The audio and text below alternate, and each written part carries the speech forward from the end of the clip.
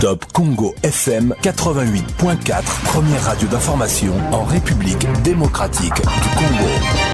Vital Kamerhe est en train de se remettre petit à petit pour son contrôle médical en Belgique. C'est Bertha Moubonzi, cadre de l'UNC, qui l'affirme. Il précise que l'absence du chef du parti ne constitue pas un obstacle pour le bon déroulement des activités de l'Union pour la nation congolaise. On écoute Bertha Moubonzi. L'Union pour la nation congolaise se porte très bien. Nous avons actuellement des grandes activités qui sont organisées dans toutes les provinces de la République démocratique du Congo, à travers les secrétaires généraux adjoints, mais aussi les différents coordonnateurs des différentes zones. Et c'est une stratégie qui a été mise en place par notre nouveau secrétaire général, Guili Kambale. Donc, dans la ville de Kinshasa ici, vous avez la ville qui est pratiquement quadrillée avec des activités chaque week-end, samedi, dimanche. Est-ce que l'UNC n'est pas aujourd'hui en perte de vitesse? On parle plus de cash, mais on parle aujourd'hui d'Union sacrée de la nation. Bon, je ne sais pas depuis quand l'Union sacrée a remplacé l'accord UDPS-UNC.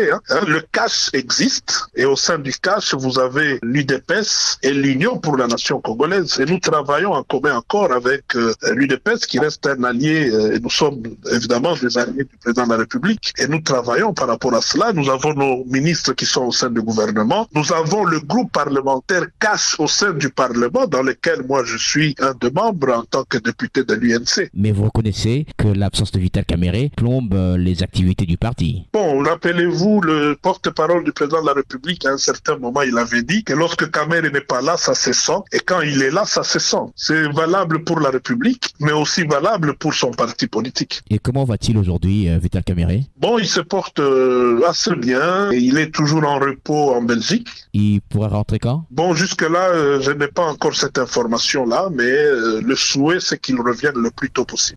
Top Congo FM 88.4, première radio d'information en République démocratique du Congo.